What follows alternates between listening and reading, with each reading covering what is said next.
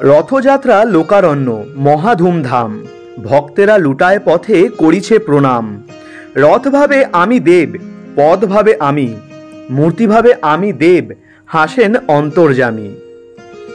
আষাঢ় মাসের শুক্লা দ্বিতীয়া তিথিতে জগন্নাথ বলরাম সুভদ্রা রথে চড়ে রাজা ইন্দ্রদ্যুম্নের পত্নী গুন্ডিচার বাড়ি যান।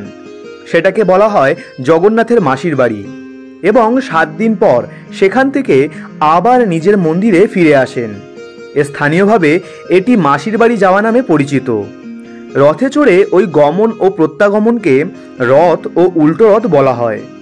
রথযাত্রা আবার পতিত পাবন যাত্রা, নবযাত্রা, গুন্ডিচা যাত্রা, মহাবেদী যাত্রা, নন্দীঘোষ যাত্রা এইসব নামেও পরিচিত। এ তো আমরা সবাই জানি, কিন্তু জগন্নাথ দেব, পুরীধাম ও রথযাত্রাকে ঘিরে আরও যেসব লীলা কাহিনী আছে তা কি জানেন? জানেন কি ভগবান শ্রীকৃষ্ণ কেন জগন্নাথ রূপে প্রকট হয়েছিলেন? স্কন্দ পুরাণের উৎকলখণ্ডে উল্লেখ করা হয়েছে যে এ জগন্নাথপুরীর পরিধি 10 যোজন অর্থাৎ 80 মাইল বা 128 কিলোমিটার অবধি বিস্তৃত এবং বালুকাময় ভূভাগ দ্বারা পরিবেষ্টিত। এ স্থান উর্ধ্বদেশ বা উড়িষ্যা নামেও বিখ্যাত। শাস্ত্রে উৎকল দেশকে এ গ্রহের পবিত্রতম স্থান বলে বর্ণনা করা হয়েছে। ব্রহ্মাণ্ড পুরাণে বলা হয়েছে, বর্ষানাং ভারত শ্রেষ্ঠ, দেশানাং উৎকল স্মৃত, উৎকলস্য সম দেশ, দেশ নাস্তি মহীতলে। অর্থাৎ সমস্ত বর্ষসমূহের মধ্যে ভারতবর্ষ শ্রেষ্ঠ, সমস্ত দেশের মধ্যে উৎকল দেশ বা উড়িষ্যা শ্রেষ্ঠ। এই গ্রহে উৎকল দেশ বা উড়িষ্যার মতো অন্য কোনো দেশ নেই। তাই ধর্মপ্ল্যানেটের আজকের ভিডিওতে চেষ্টা করব আপনাদের এই পবিত্র ভূমি উড়িষ্যার সম্পর্কে কিছু জানানোর জন্য, যেখানে স্বয়ং ভগবান শ্রী শ্রী জগন্নাথ দেব অবস্থান করছেন, তার মহিমা, তার লীলা, 3টে রথের বিস্তারিত বিবরণ। আপনি কি জানেন রথযাত্রার সময় জগন্নাথ, বলদেব ও সুভদ্রা দেবী যখন রথে আরোহণ করেন তখন সুদর্শন কোথায় অবস্থান করেন? ভগবান জগন্নাথের মহাপ্রসাদ কেন আনন্দবাজারে বিক্রি হয়, অন্য কোনো মন্দিরে তো হয় না? জানবো ভগবান শ্রীকৃষ্ণ কেন এমন রূপ ধারণ করলেন। এই জগন্নাথ, বলদেব ও সুভদ্রা দেবীর এই যে বিগ্রহ, এতে হাত পা নেই কেন? আপনি কি জানেন পূর্বে 6টি রথ চলত, কিন্তু এখন কেন 3টে রথ চলে? জানবো ভগবান জগন্নাথ দেবের লীলা ও রথযাত্রা সংক্রান্ত বিভিন্ন লীলা কাহিনী। তাই ভিডিওটি স্কিপ না করে সম্পূর্ণ দেখুন এবং প্রভু জগন্নাথের লীলা জানুন এবং তা শ্রবণ করে প্রভু জগন্নাথের কৃপা লাভ করুন। প্রথমেই জানবো শ্রী জগন্নাথ পুরীধামের এমন কিছু তথ্য যা আপনাকে সত্যি অবাক করবে। আমরা জানি পুরীতে জগন্নাথ, বলদেব ও সুভদ্রা দেবীর জন্য 3টি রথ, কিন্তু শুনে অবাক হবেন যে এক সময় পুরীতে রথযাত্রার সময় 6টি রথ ব্যবহৃত হতো। প্রথম দিকে পুরীর মন্দির এবং মাসিবাড়ি অর্থাৎ গুন্ডিচা মন্দিরের মধ্যবর্তী স্থানে একটি নদী প্রবাহিত হতো, তাই নদীর এই পারে 3টি রথ এবং ওই পারে 3টি রথ ব্যবহৃত হতো। এই পারের মন্দির থেকে নদী পর্যন্ত এবং ওই পারের নদী থেকে মাসির বাড়ি পর্যন্ত রথগুলো ব্যবহৃত হতো। মাঝখানে নদী পারাপারের জন্য একটি বিশাল নৌকা ব্যবহৃত হতো, যাতে ভগবান জগন্নাথ দেব, বলদেব ও সুভদ্রা দেবীর বিগ্রহ থাকত। জগন্নাথ দেবের মন্দিরে একসময় একজন বিখ্যাত মুসলিম ভজন গায়ক ছিলেন। তার নাম ছিল মোহাম্মদ আজিজ। তিনি ভগবান জগন্নাথ দেবকে সুমধুর ভজন শোনানোর জন্য বিখ্যাত ছিলেন। যীশুখ্রিস্ট ভগবান জগন্নাথ দেবকে অলক্ষ্যে দর্শন করার জন্য পুরীর মন্দির ভ্রমণ করেছিলেন। এর প্রমাণ পাওয়া যায় পুরীর জগন্নাথ মন্দিরের ভিতরে মূল মন্দিরের পিছনে একটি বিশাল আকৃতির ক্রুশ অভিষিক্ত রয়েছে। ইতিহাস সাক্ষ্য দেয় যে ভগবান জগন্নাথ দেব ও বুদ্ধদেবের মধ্যেও এক অন্তরঙ্গ সম্পর্ক ছিল। এমনকি পুরীতে ভগবান বুদ্ধের অনেক নিদর্শন দেখতে পাওয়া যায়। অপরদিকে শিখদের ধর্মগুরু নানকের কাছেও জগন্নাথ দেব অত্যন্ত প্রিয় ছিলেন। মন্দিরে ভগবানকে সর্বোচ্চ 56 প্রকার ভোগ নিবেদন করা হয়, তা অনেকেরই জানা।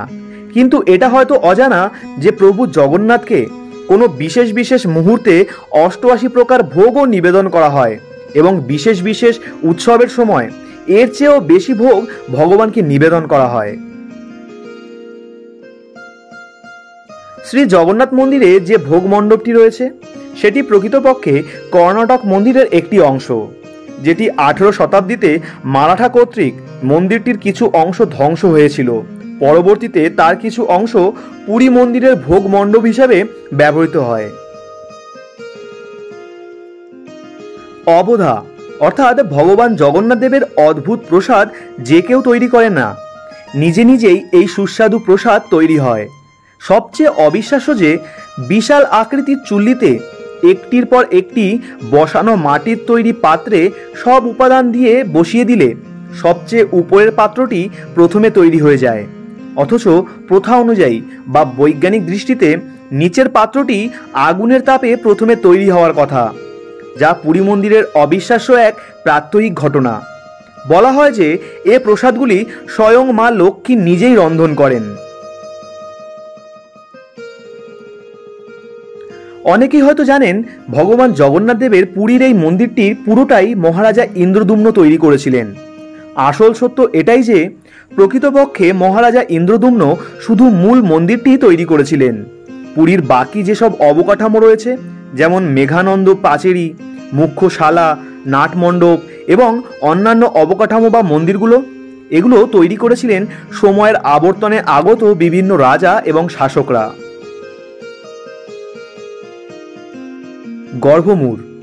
গর্ভমূর হল পুরী মন্দিরের সবচেয়ে অদ্ভুত অংশ, যেখানে ভগবানের সব রকমের মূল্যবান অলঙ্কারসমূহ সংরক্ষণ রাখা হয়।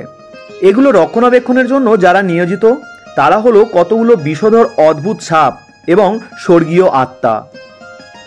অপরদিকে রত্নমূর নামে মন্দিরের উপরের অংশটিতে একটি অদ্ভুত বৃহৎ চুম্বক শক্তি রয়েছে, যেটি মন্দিরকে ঝড় বা প্রবল দমকা হাওয়ায় স্থির রাখতে বা কোনো ধ্বংস হওয়ার থেকে অদ্ভুতভাবে সুরক্ষা করে। বলা হয়ে থাকে যে মাঝে মাঝে ওই অংশে তড়িৎ চুম্বকীয় শক্তির বিশেষ পরিবর্তন পরিলক্ষিত হয়, যা সত্যিই অদ্ভুত। আপনি কি জানেন রথযাত্রার সময় জগন্নাথ দেব, বলদেব ও সুভদ্রা দেবী যখন রথে আরোহণ করেন তখন সুদর্শন কোথায় অবস্থান করেন? অনেকেই বলবেন জগন্নাথ দেবের পাশে, কিন্তু অদ্ভুত হলেও সত্য, সুদর্শন জগন্নাথ দেবের পাশে না, বরঞ্চ সুভদ্রা দেবীর পাশে অবস্থান করেন। তখন জগন্নাথ দেবের পাশে মদনমোহন বিগ্রহ এবং বলদেবের দুপাশে শ্রী রামচন্দ্র ও শ্রীকৃষ্ণের দুটি পিতলের বিগ্রহ অবস্থান করে। জগন্নাথ দেবের সম্মুখে নৃত্য প্রদর্শনের জন্য একদল সেবিকা রয়েছে, যাদেরকে দেবদাসী নামে অভিহিত করা হয়। সবচেয়ে আশ্চর্যের বিষয় হলো যে এসব সেবিকাদের 9 বছর বয়সেই বিয়ে হয় স্বয়ং জগন্নাথ দেবের শ্রী বিগ্রহের সঙ্গে। এরা নিজেদেরকে ভগবানের কাছে উৎসর্গ করে শুধুমাত্র এর নির্দিষ্ট সেবা, নৃত্য প্রদর্শন করে। এ প্রথা স্বয়ং জগন্নাথ দেবেরই নির্দেশে প্রচলিত। এক্ষেত্রে এর পিছনে একটি সুপ্রাচীন সুন্দর কাহিনী রয়েছে। প্রতিদিন এসব দেবদাসী কিছু বিশেষ বিশেষ সময়ে ভগবানের সামনে তাদের নৃত্য প্রদর্শন করে থাকে। নৃত্য প্রদর্শনের সময় তারা দর্শকের দিকে তাকাবে না, তাদের সকল মনোযোগ ভগবানকে কেন্দ্র করে। তাদের জন্য পুরুষ সঙ্গ নিষিদ্ধ। এভাবে যুগ যুগ ধরে শ্রী জগন্নাথপুরী সারা বিশ্বের মানুষের কাছে বিস্ময়ের এবং অদ্ভুত স্থান হিসাবে এই পৃথিবীতে অবস্থান করছে। এবার জানবো কিভাবে জগন্নাথ দেবের এই শ্রী বিগ্রহ পূজা শুরু হলো। ব্রহ্মপুরাণ ও বৃহৎ নারদীয় পুরাণ মতে শবরগণ নীলমাধব রূপী নারায়ণের পূজা করতেন ঠিকই, কিন্তু তার পূর্বে স্বর্গের দেবতাগণ গুপ্ত রূপে নীলমাধবের পূজা করতেন। পরে শবরগণ সেই খোঁজ পান। জগন্নাথ দেবের সৃষ্টি সম্বন্ধে উড়িয়া মহাভারতে এক অদ্ভুত আখ্যান আছে, এবার সেটিই জানব। লীলা সংবরণের আগে ভগবান শ্রীকৃষ্ণ বৈকুণ্ঠে গমনের চিন্তা করতে লাগলেন। যদুবংশ গৃহযুদ্ধে ধ্বংস হয়েছে, ভ্রাতা বলরাম যোগ বলে বৈকুণ্ঠে ফিরে গেছেন। তিনি তখন এই কথা ভাবতে ভাবতে বনে গিয়ে একটি বৃক্ষে আরোহণ করলেন এবং মহাভারতের কথা চিন্তা করতে লাগলেন। সে সময় তার চরণকে পক্ষী ভেবে জরা নামক এক ব্যাধ স্বরবিদ্ধ করলেন। বলা হয় এই ব্যাধ পূর্বজন্মে বালিপুত্র অঙ্গদ ছিলেন। ভগবান রাম বালিকে বধ করে অঙ্গদকে বর দিয়েছিলেন পরবর্তী শ্রীকৃষ্ণরূপে তিনি অঙ্গদের স্বর দেহে ধারণ করবেন। পরে শ্রীকৃষ্ণ দেহ রাখলে তার দেহকে দ্বারকায় সমুদ্র তটে চন্দন কাষ্ঠে খাঁটি গো ঘৃত দিয়ে দাহ করার চেষ্টা করা হয়, কিন্তু 6 দিন হলেও ভগবানের একটি অঙ্গ পুরল না। তখন দৈববাণী হলো, ভগবান শ্রীকৃষ্ণের এই নশ্বর দেহাংশ আগুনে দাহ করা যাবে না, এই পবিত্র দেহাংশ সমুদ্রে বিসর্জন দাও। ঠিক সেই মতো সমুদ্রে বিসর্জিত করা হলে সেই দেহাংশ সমুদ্রের জলে ভাসতে ভাসতে পশ্চিম উপকূল থেকে পূর্ব উপকূলে কলিঙ্গ রাজ্যে এসে পৌঁছায়। ওই অঞ্চলে বসবাসকারী একদল শবর তাদের নেতা বিশ্বাবসুর নেতৃত্বে গভীর জঙ্গলে মন্দির নির্মাণ করে ওই দেহাংশকে নীলমাধব দেবতা জ্ঞানে পূজা করতে আরম্ভ করে। নীলমাধবের খ্যাতি শুনে প্রাচীন অবন্তী নগরীর বিষ্ণুভক্ত রাজা ইন্দ্রদ্যুম্ন তা হস্তগত করতে গিয়ে ব্যর্থ হলেন। বিশ্বাবসুর কাছে পরাজিত রাজা ইন্দ্রদ্যুম্ন তখন ভগবান বিষ্ণুর কাছে প্রার্থনা আরম্ভ করলেন। মালবরাজ ইন্দ্রদ্যুম্ন ছিলেন পরম বিষ্ণু ভক্ত। একদিন এক তেজস্বী সন্ন্যাসী তার রাজবাড়িতে পদার্পণ করলেন। দেবদ্বিজে ভক্তিপরায়ণ রাজা ইন্দ্রদ্যুম্ন পরম যত্নে সন্ন্যাসীর সেবা করলেন। সন্ন্যাসী ভারতবর্ষের সমস্ত তীর্থের কথা বলে পুরুষোত্তম ক্ষেত্রের নীল পর্বতে ভগবান বিষ্ণু পূজার কথা বললেন। এখানে ভগবান বিষ্ণু গুপ্তভাবে শবরদের দ্বারা নীলমাধব রূপে পূজিত হচ্ছেন। নীলমাধব সাক্ষাৎ মুক্তি প্রদায়ক, তিনি মোক্ষ প্রদান করেন।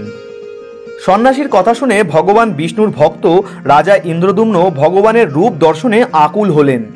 রাজা তার পুরোহিতের ভাই বিদ্যাপতিকে শবরদের রাজ্যে গিয়ে নীলমাধবের সন্ধান করে আনতে বললেন।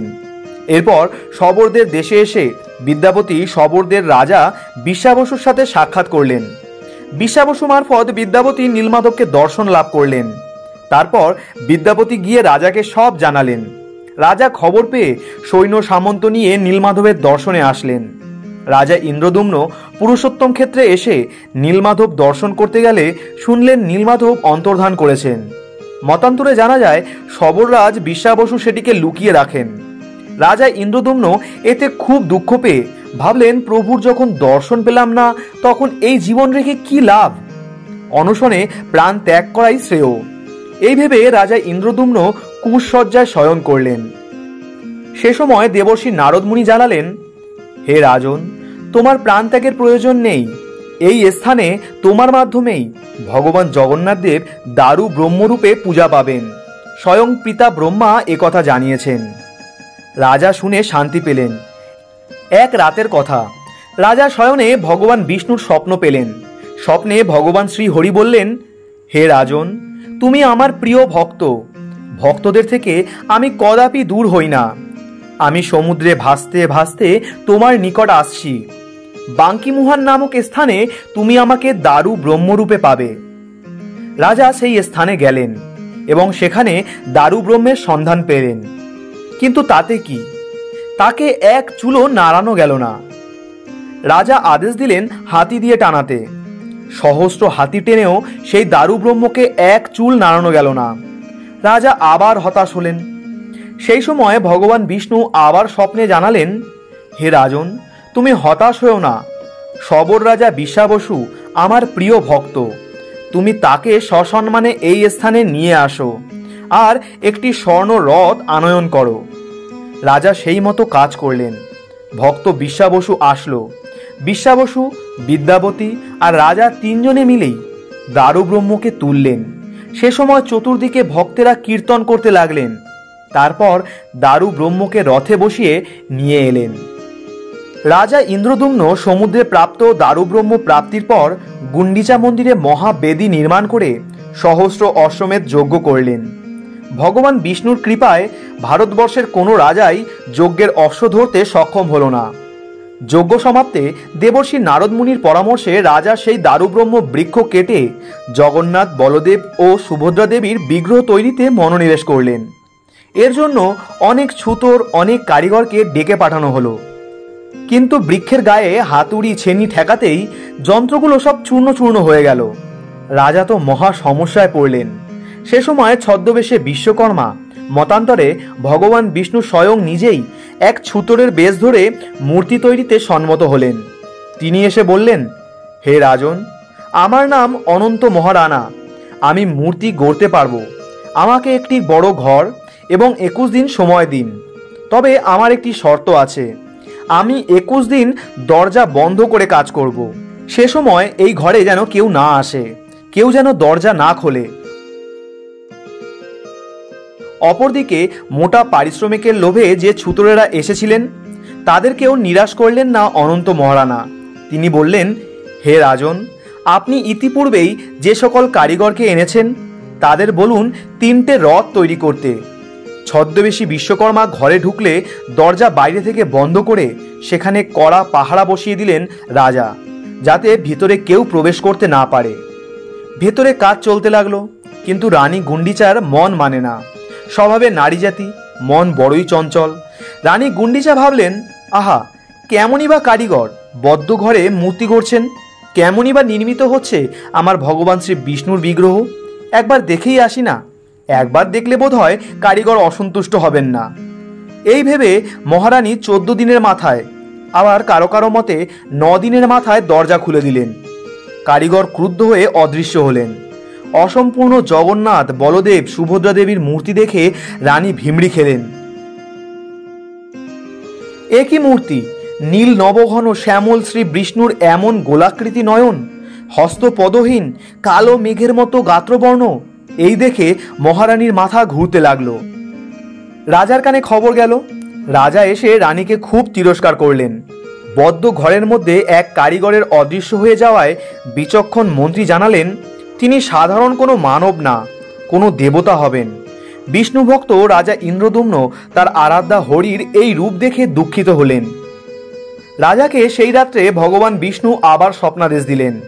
বললেন, আমার ইচ্ছায় দেবশিল্পী মূর্তি নির্মাণ করতে এসেছিলেন, কিন্তু শর্ত ভঙ্গ হওয়াতে এই রূপ মূর্তি গঠিত হয়েছে।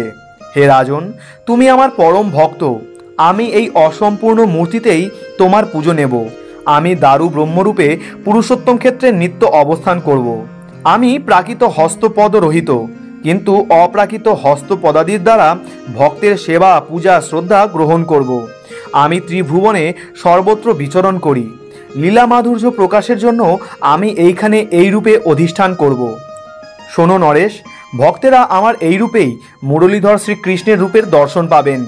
যদি তুমি ইচ্ছা করো তবে ঐশ্বর্য দ্বারা সোনা রূপার হস্তপদাদি নির্মিত করে আমার সেবা করতে পারো। আমরা দেখেছি যে ভগবান বিষ্ণু তার পরম ভক্ত রাজা ইন্দ্রদুম্নকে স্বপ্নে সান্ত্বনা দিচ্ছেন এই বলে যে তিনি সেই হস্তপদ রহিত বিকট মূর্তিতেই পূজা নেবেন। সেই স্বপ্ন পর্ব তখনও চলছে। ভক্ত ও ভগবানের মধ্যে যে ভাগবতী ও ভক্তির সম্বন্ধ তা একে একে উঠে আসছে।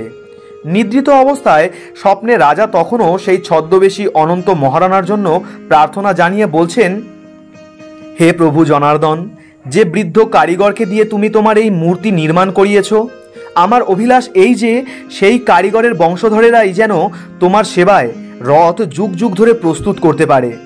ভগবান নারায়ণ তার ভক্তদের খুবই স্নেহ করেন, তাই ভগবান একে একে রাজার ইচ্ছা পূরণ করতে লাগলেন। এরপর ভগবান বিষ্ণু বললেন, হে রাজন, আমার আরেক পরম ভক্ত সবররাজ বিশ্বাবসু আমাকে নীলমাধব রূপে পূজা করত। তারই বংশধরেরা আমার সেবক রূপে যুগ যুগ ধরে সেবা করবে। বিদ্যাবতীর প্রথম স্ত্রী সন্তানগণ আমার পূজারী হবে, আর বিদ্যাবতীর দ্বিতীয় স্ত্রী তথা বিশ্বাবসুর পুত্রী ললিতার সন্তানের বংশধরেরা আমার ভোগ রান্নার দায়িত্ব নেবে। আমি তাদের হাতেই সেবা নেব। বিদ্যাবতী প্রথম রাজার আদেশে নীলমাধব সন্ধান করতে গিয়েছিলেন শবরদের দেশে। শবর বা সাঁওতাল, যাদের আমরা ছোট জাত বলে দূর দূর করি, শ্রী ভগবান বিষ্ণু প্রথম তাদের হাতেই পূজা নিলেন। অপরদিকে তিনি তাদের হাতে সেবার আদেশও দিলেন। ব্রাহ্মণ ও শূদ্র জাতির একত্র মেলবন্ধন ঘটালেন স্বয়ং ভগবান। সেজন্যই বলে পুরীতে জাতপাতের বিচার নেই, জগতের নাথ জগন্নাথ সবার। বিদ্যাপতি শবর দেশে নীলমাধবের সন্ধান করতে গিয়ে বিশ্বাবসুর দুহিতা ললিতার সাথে ভালোবাসা ও বিবাহ করেছিলেন। আর বিদ্যাপতিকে শবর দেশে পৌঁছানোর জন্য এক রাখাল বালক বারবার পথ প্রদর্শন করিয়েছিলেন। সেই রাখাল বালক আর কেউই নয়, স্বয়ং বৃন্দাবনের রাখালরাজ নন্দদুলাল শ্রীকৃষ্ণ। রাজা ইন্দ্রদম্ন স্বপ্নে ভগবান বিষ্ণুর কাছে প্রতিশ্রুতি দিলেন, হে মধুসূদন, প্রতিদিন মাত্র 1 প্রহর অর্থাৎ 3 ঘন্টার জন্য মন্দিরের দ্বার বন্ধ থাকবে। বাকি সময় মন্দিরের দ্বার অবারিত থাকবে, যাতে তোমার সন্তান ভক্তেরা তোমার দর্শন লাভ করে। সারাদিন আপনার ভোজন চলবে, আপনার হাত কদাপি শুষ্ক থাকবে না। ভগবান বিষ্ণু রাজাকে তাই বর দিলেন। এবার ভগবান ভক্তের পরীক্ষা নিলেন।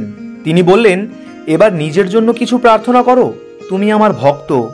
প্রকৃত ভক্তেরা নিষ্কাম, তাই কোনো প্রকার সুখ ঐশ্বর্য তারা চান না। রাজা একটি ভয়ানক বর চেয়ে নিলেন। তিনি বললেন, প্রভু, আমাকে এই বর দিন, আমি যেন নির্বংশ হই, যাতে আমার বংশধরেরা কেউ যেন আপনার দেবালয়কে নিজ সম্পত্তির দাবি না করতে পারে। ভগবান হরি তাই বর দিলেন। শ্রী জগন্নাথ মন্দিরের প্রাণ প্রতিষ্ঠা করেছিলেন প্রজাপতি ব্রহ্মা স্বয়ং। সরলা দাসের ওড়িয়া মহাভারত, বলরাম দাসের ওড়িয়া রামায়ণ, জগন্নাথ দাসের দারু ব্রহ্ম গীতা, অচ্যুতানন্দ দাসের হরিবংশ, দিবাকর দাসের জগন্নাথ চরিতামৃত, মহাদেব দাসের নীলাদ্রি মহোদয় ইত্যাদি গ্রন্থে জগন্নাথদেব সম্বন্ধে বিস্তৃত বিবরণ পাওয়া যায়। সংস্কৃতে রচিত নীলাদ্রি মহোদয়, বামদেব সংহিতা, যাত্রা ভাগবত ইত্যাদি শাস্ত্রে জগন্নাথদেবের কথা দেখা যায়। পদ্মপুরাণে লিখিত আছে, ভগবান শ্রী রামচন্দ্রের কনিষ্ঠ ভ্রাতা শত্রুঘ্ন এই স্থানে এসেছিলেন। ব্রহ্মপুরাণ ও বৃহৎ নারদীয় পুরাণে এই স্থানের নাম পাওয়া যায়। জগন্নাথ মন্দিরের মূর্তি প্রতিষ্ঠার পরিপ্রেক্ষিতে বলা হয়, ব্রহ্মা ব্রহ্মলোক থেকে মর্তে এসেছিলেন। তিনি হয়েছিলেন পুরোহিত। জগন্নাথদেব রাজা ইন্দ্রদুম্নকে স্বপ্নে নিত্য পুজোয় নিয়মকানুন সবই বলেছিলেন। ইন্দ্রদুম্ন সেই মতো সব ব্যবস্থা করেন। স্কন্দপুরাণের মতে শবর জাতির লোকেরা পূর্বে নীলমাধব রূপে ভগবান বিষ্ণুর পূজা করত। এবার জানবো পুরীর অষ্ট মহাবীর সম্পর্কে, যা আমাদের অনেকেরই অজানা। অষ্ট মহাবীর অষ্ট শম্ভুর সাথে পুরীধাম রক্ষায় নিয়োজিত রয়েছেন। এই মহাবীরগণ হচ্ছেন সিদ্ধ মহাবীর, দরিয়া মহাবীর, কানপাতা মহাবীর, বর্গী হনুমান, মশনী মহাবীর, পঞ্চমুখী মহাবীর, ফতে মহাবীর এবং শিরুলি মহাবীর। শ্রী মন্দিরের সুরক্ষার জন্য হনুমান মন্দিরের চারপাশে পাহারা দিচ্ছেন। সিংহদ্বারে অর্থাৎ জগন্নাথ মন্দিরের প্রধান প্রবেশপথ ও পূর্বদ্বারে রয়েছেন ফতে হনুমান, পশ্চিম দ্বারে রয়েছেন বীর বিক্রম হনুমান, উত্তর দ্বারে রয়েছেন তপস্বী হনুমান এবং দক্ষিণ দ্বারে রয়েছেন কানপাতা হনুমান ও বড় ভাই হনুমান। এই কানপাতা হনুমানের একটি সুন্দর কাহিনী রয়েছে। মহাসাগরের তীরে জগন্নাথ দেবের মন্দির অবস্থিত। সমুদ্র মন্থনের সময় লক্ষ্মীদেবী আবির্ভূতা হন এবং ভগবান তাকে বিবাহ করেন। সাগর কন্যাকে বিবাহ করার ফলে ভগবান সাগরের জামাতা হলেন এবং মহাসাগর হলেন শ্রী জগন্নাথ দেবের শ্বশুর। রাত্রিতে মহাসাগরের তরঙ্গমালা একটি জোরালো শব্দ করে, যা সারা পুরীতে শোনা যায়। একসময় এই তরঙ্গ শব্দ জগন্নাথ দেবের মন্দিরে প্রবেশ করে জগন্নাথ দেবের নিদ্রায় বিঘ্ন সৃষ্টি করে। শ্রী জগন্নাথ দেব সমুদ্রকে আদেশ করেন এমন কোনো শব্দ না করতে, যাতে তার নিদ্রায় ব্যাঘাত সৃষ্টি হয়। কিন্তু সমুদ্র তা শুনলেন না, বরং তার শব্দ তরঙ্গ আরও বাড়িয়ে দিলেন। তখন জগন্নাথ দেব হনুমানকে খবর দিলেন এবং বললেন যাতে সমুদ্র শব্দ মন্দিরে না আসে সেই ব্যবস্থা করতে। তখন হনুমান তার ডান কান পাতলেন এবং সমস্ত শব্দ তরঙ্গ নিজের কানে ঢুকালেন। সেই থেকে তটভূমিতে সমুদ্রের তরঙ্গ ভঙ্গের শব্দ আর কখনো জগন্নাথ মন্দিরে প্রবেশ করেনি। কানপাতা শব্দের অর্থ কানকে শ্রবণের দ্বারা নিরত থাকা। সেজন্য এই দ্বারে পাহারারত হনুমানকে বলা হয় কানপাতা হনুমান। চার ধামের মধ্যে শ্রী জগন্নাথ দেবের পুরী ধাম সর্বাপেক্ষা মহত্তম। প্রবাদে আছে, ভগবান বদ্রীনাথ ধামে স্নান করেন, দ্বারকা ধামে তিনি পোশাক পরিধান করেন, পুরী ধামে তিনি ভোজন করেন এবং রামেশ্বর ধামে ভগবান নিদ্রা যান। পুরী শব্দের অর্থ হচ্ছে বসবাসের স্থান। যিনি পুরী ধামে বাস করেন তাকে বলা হয় পুরুষ। শ্রী জগন্নাথ হচ্ছেন পরম পুরুষ। পুরীধাম পুরুষোত্তম ক্ষেত্র নামেও খ্যাত।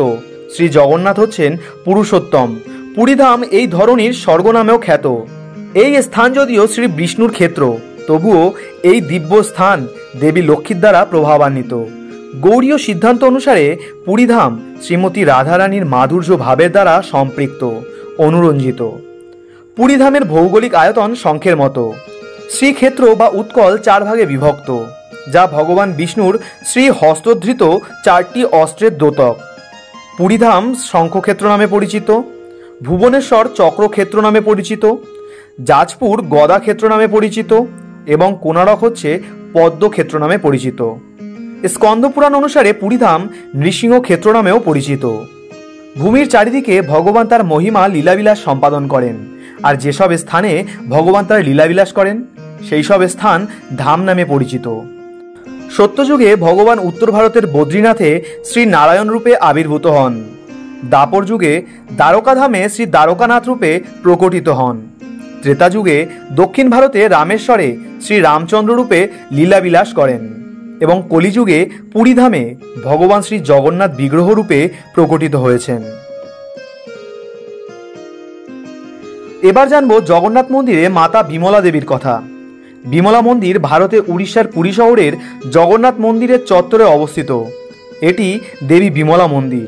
হিন্দু বা সনাতনীরা এই মন্দিরটিকে একটি শক্তিপীঠ, শাক্ত সম্প্রদায়ের কাছে পবিত্র প্রধান তীর্থগুলির মধ্যে অন্যতম মনে করেন। বিমলা মন্দির জগন্নাথ মন্দির চত্বরের ভিতরের অংশে দক্ষিণ পশ্চিম কোণে জগন্নাথের মিনারের পশ্চিম কোণে অবস্থিত। এই মন্দিরের পাশেই পবিত্র জলাধার রোহিণীকুণ্ড অবস্থিত। মন্দিরটি পূর্বমুখী এবং বেলে পাথর ও ল্যাটেরাইট নির্মিত। এই মন্দির দেউল স্থাপত্য শৈলীর একটি নিদর্শন। বিমলা মন্দিরটি জগন্নাথ মন্দির চত্বরের একটি ছোট্ট মন্দির হলেও শাক্ত ও তান্ত্রিকদের কাছে এটি একটি বিশেষ গুরুত্বপূর্ণ তীর্থ। তারা মূল জগন্নাথ মন্দিরের চেয়েও এই মন্দিরটিকে বেশি গুরুত্ব দিয়ে থাকেন। তান্ত্রিক মতে বিমলা দেবী জগন্নাথ দেবের শক্তি এবং মন্দির চত্বরের রক্ষয়িত্রী। ভক্তরা মূল মন্দিরে জগন্নাথকে পূজা করার আগে বিমলা দেবীকে পূজা করেন। জগন্নাথ দেবের প্রসাদ বিমলা দেবীকে নিবেদন করার পরই তা মহাপ্রসাদ বলে গণ্য করা হয়। প্রতি বছর আশ্বিন মাসে উদযাপিত দুর্গাপুজোই এই মন্দিরের প্রধান উৎসব। জগন্নাথ মন্দিরের নিয়ম অনুসারে মূল মন্দিরে জগন্নাথ দেবকে পূজা করার আগে বিমলা দেবীকে পূজা করতে হয়। বিমলা দেবীকে নিবেদন করা হয় জগন্নাথ মন্দিরের প্রসাদ। সাধারণত মা বিমলার জন্য আলাদা ভোগ রান্না করা হয় না। হিন্দুরা বিশ্বাস করেন মা বিমলা জগন্নাথ দেবের প্রসাদই খান। জগন্নাথ মন্দিরে নিবেদিত ভোগই বিমলা দেবীকে নিবেদন করা হয়। জগন্নাথ দেবের প্রসাদ বিমলা দেবীকে নিবেদন করার পরই তা মহাপ্রসাদের মর্যাদা পায়। তারপর সেই প্রসাদ আনন্দবাজারেই বিক্রয় হয়।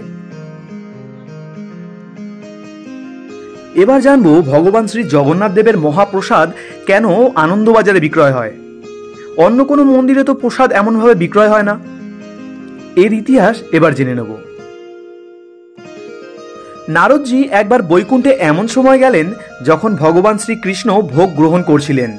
নারদজি শ্রীকৃষ্ণের প্রসাদ পেয়ে পুলকিত হয়ে গেলেন। এইরকম প্রসাদ তিনি কোনোদিন পাননি। প্রসাদ পেয়ে নারদজি আনন্দে হরিধ্বনি করতে লাগলেন। এখন তিনি ভাবছেন এই আনন্দ কার সাথে ভাগ করা যায়। এইভাবে তিনি এলেন কৈলাসে। এ সময় মহাদেবের সামনে আনন্দে নৃত্য করতে লাগলেন।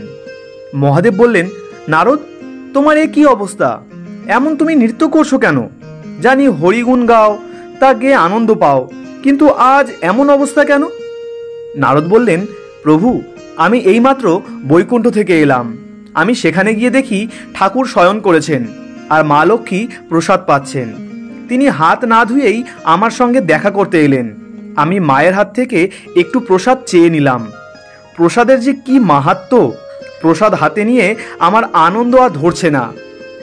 মহাদেব বললেন, আমায় দাও। এই বলেই নারদের হাতখানি চেটেপুটে খেলেন। আর নেই, সব শেষ।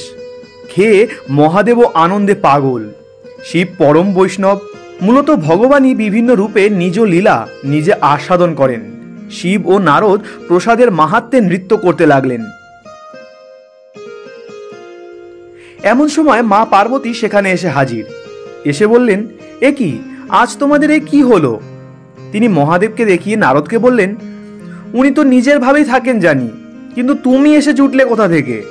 নারদ বললেন, মা, আজ স্বয়ং ঠাকুরের প্রসাদ মা লক্ষ্মীর হাত থেকে পেয়েছি, তাই খেয়ে আনন্দে নৃত্য করতে করতে এখানে এলাম। হাতে বাকি যা ছিল মহাদেব সবটুকু চেটে খেলেন।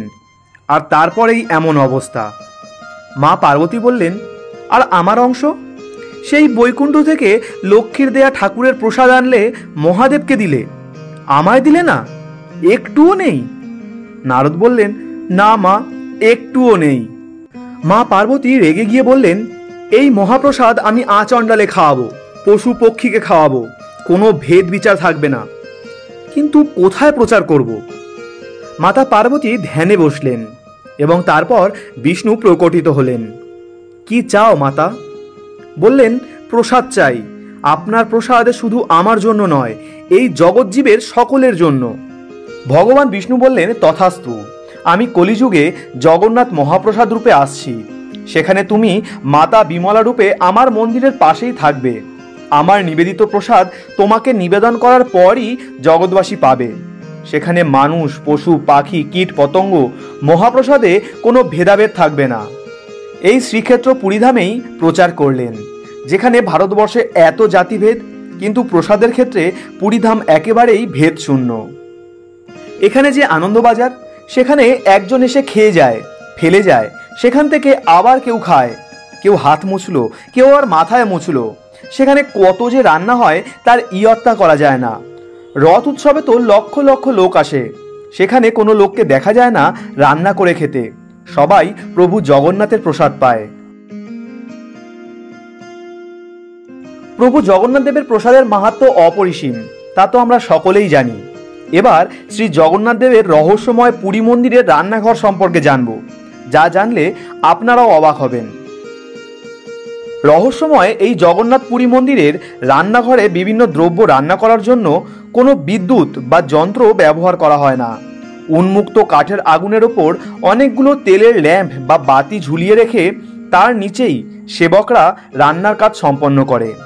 এ রান্নাঘরে এত দ্রুত রান্না করা হয় যে শুধুমাত্র একদিনের প্রস্তুতিতে একসাথে প্রায় 10,000 লোক বসে প্রসাদ পায়। আর এমনিতে 5,000-এর উপর দর্শনার্থী প্রসাদ পেয়ে থাকে। এই রান্নাঘরটি 9টি ভাগে বিভক্ত, যাদের 2টি ভাগ 2500 বর্গফুট করে এবং বাকি 7টি ভাগ এ দুটির চেয়ে একটু ছোট হবে। এ রান্নাঘরে রয়েছে 752টি মাটির তৈরি উনুন, যার প্রত্যেকটির দৈর্ঘ্য 3 বর্গফুট করে আর উচ্চতায় প্রায় 4 ফুটেরও বেশি। তবে যেটি অদ্ভুত ব্যাপার তা হলো রান্না করার বিষয়টি। উনুনগুলোতে একটির ওপর একটি মাটির পাত্র বসানো হয়। এভাবে প্রায় 9টি পাত্র থাকে। শুধুমাত্র এ পাত্রগুলির নিচে অবস্থিত আগুনের মাধ্যমেই উপরের পাত্র থেকে শুরু করে শেষে নিচের পাত্রের রান্না অদ্ভুতভাবে সম্পূর্ণ হয়। মানে প্রথমে সবার উপরের পাত্রের রান্না আগে হয়, যেখানে আগুনের কাছে থাকা নিচের পাত্রের রান্না আগে হওয়ার কথা। রান্না করার সময় কোনো রকম নাড়াচাড়া দেওয়া হয় না। এই রান্নাঘরের সার্বিক তত্ত্বাবধানে নিয়োজিত রয়েছে 1000 সেবক। তার মধ্যে 500 জন সেবক রয়েছে কেবলমাত্র উনুনে রান্না করার জন্য সহায়ককারী হিসাবে। এখানে কোনো পুরনো পাত্রে রান্না করা হয় না। প্রতিদিন নতুন নতুন মাটির পাত্রে রান্না করা হয়। তাই একদল খালি মাটি দিয়ে পাত্র বানায়, আরেক দল তা সরবরাহ করে রান্নাঘরে নিয়ে যায়, আরেক দল পাত্রগুলো ধোয়, আরেক দল পাত্রে জল ভর্তি করে উনুনে নিয়ে যায়।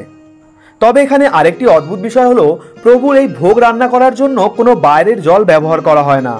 এখানে মা গঙ্গা ও সরস্বতী নদী রান্নাঘরের ভিতর দিয়ে প্রবাহিত হয়েছে, যা বাইরে থেকে দেখা যায় না। সত্যি অদ্ভুত ব্যাপার। রান্নাঘরে কেউ কেউ সবজি ধোয়ার কাজ করছে, আবার কেউ কেউ সবজি কাটছে, আবার কেউ মশলা তৈরি করছে। রান্নাঘরে যে সেবকরা থাকে তাদের বয়স যখন 12 বছর হয় তখন থেকে তারা প্রশিক্ষণ নেওয়া শুরু করে। এভাবে তারা নেমে পড়ে বংশানুক্রমে প্রাপ্ত নির্দিষ্ট সেবায়। সারা জীবন ধরে অর্থাৎ মৃত্যুর আগে পর্যন্ত এ সেবা করতে থাকে। এই রান্নাঘরে 100টির ওপর ভোগের পদ রান্না করা হয়, যা 2টি ভাগে বিভক্ত। এ 2টি ভাগকে পাক্কা এবং সুক্কা নামে ডাকা হয়। পাক্কা বলা হয় সে খাবারগুলোকে যেগুলো সেদ্ধ করা হয়, যেমন ডাল, চাল, খিচুড়ি এবং সমস্ত রকমের সবজি। অপরদিকে সুক্কা বলা হয় বিস্কুট, মিষ্টি আর বিভিন্ন ধরনের পিঠেকে। সবচেয়ে আশ্চর্যের বিষয় হলো, প্রভু জগন্নাথের জন্য যে সমস্ত ফল এবং সবজি ব্যবহার করা হয় সেগুলো 2000-এর অধিক বছর ধরে ব্যবহৃত হয়ে আসছে। শুধুমাত্র স্থানীয়ভাবে উৎপাদিত সবজি ও ফলই প্রভু জগন্নাথের জন্য ব্যবহৃত হয়। অন্য কোনো অঞ্চল থেকে উৎপাদিত দ্রব্য প্রভু জগন্নাথের জন্য ব্যবহার করা হয় না। প্রভু জগন্নাথ ও মা লক্ষ্মীর কৃপায় ধন্য এই রান্নাঘর, তাই পুরীতে এ রান্নাঘরকে অদ্ভুত রান্নাঘর বলেই অভিহিত করা হয়। শ্রী জগন্নাথ দেবের অনেক লীলা কাহিনী আছে, তার মধ্যে অন্যতম আছে রথযাত্রা।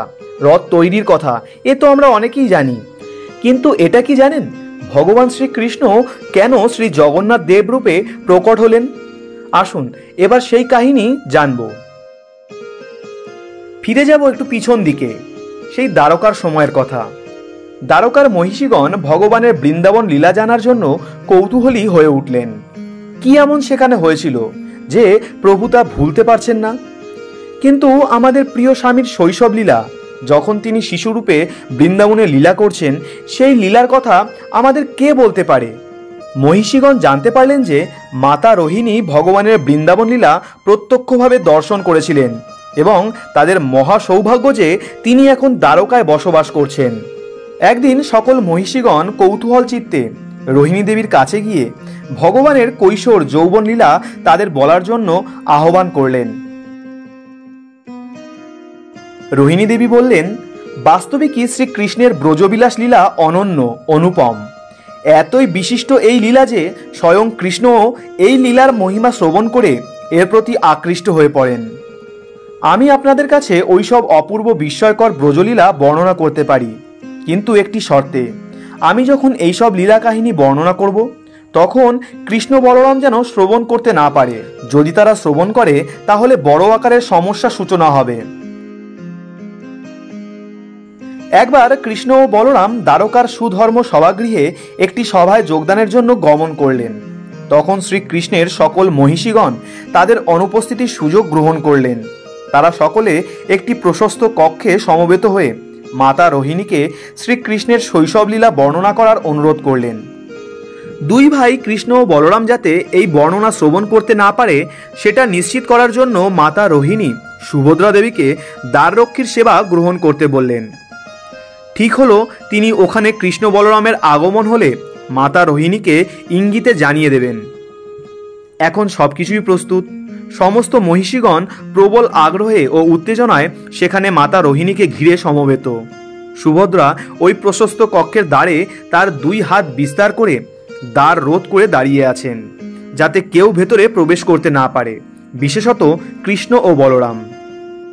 মাতা রোহিণী আনন্দিত অন্তরে ব্রজ বৃন্দাবনে শ্রীকৃষ্ণের শৈশবলীলা বর্ণনা করতে আরম্ভ করলেন।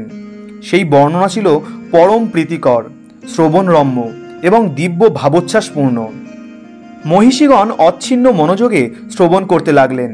তারা রোহিণী মাতার মুখনিসৃত ব্রজবিলাস কথারূপ সুধামৃত ধারা তাদের কর্ণের দ্বারা পানে এতই নিমগ্ন হয়ে পড়লেন যে তাদের বাহ্যজ্ঞান বিলুপ্ত হয়ে গেল।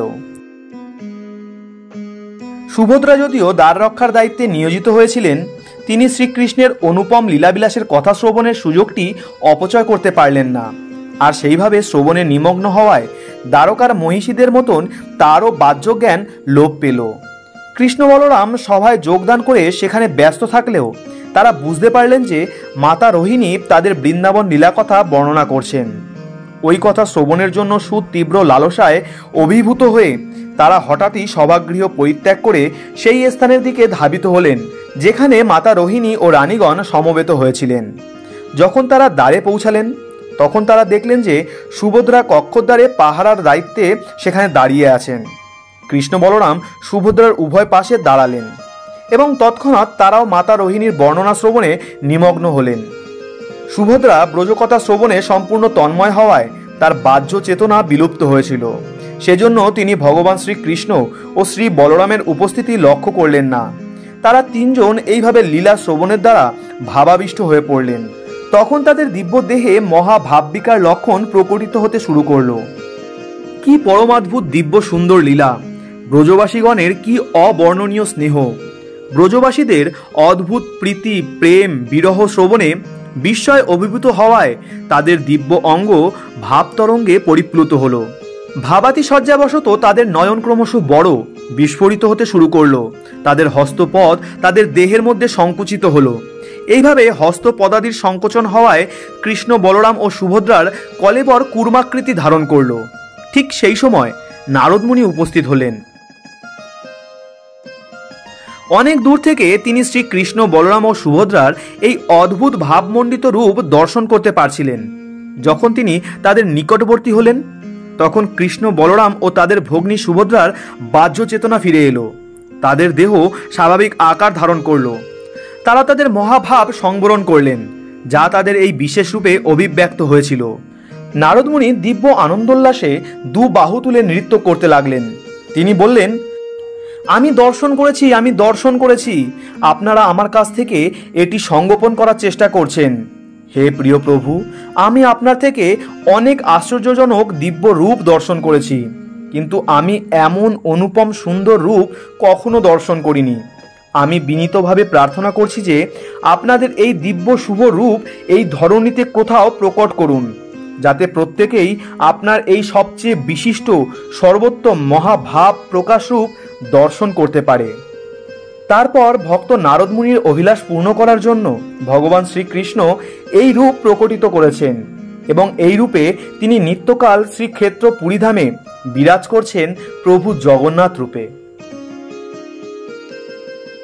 এই হলো ভগবান শ্রীকৃষ্ণের জগন্নাথ রূপ প্রকট করার লীলা, যে রূপের স্বপ্নাদেশ পেয়েছিলেন গজপতি মহারাজ, যে রূপ আমরা আজ দর্শন করতে পারি শ্রীক্ষেত্র পুরীধামে।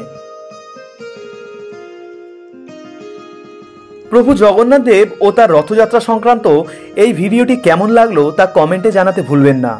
ভিডিওটি ভালো লাগলে অবশ্যই লাইক করুন এবং অনেক অনেক শেয়ার করে অন্যদেরও জানার সুযোগ করে দিন, যাতে তারাও প্রভু জগন্নাথ দেবের এই অনন্য সুন্দর লীলার কথা জানতে পারে। আপনাদের সবার জন্যই রইল রথের অভিনন্দন। তাহলে আজকের মতো ধন্যবাদ। ধর্ম প্ল্যানেটে আপনাদের সাথে আবারও দেখা হচ্ছে আগামী ভিডিওতে। জয় প্রভু জগন্নাথ।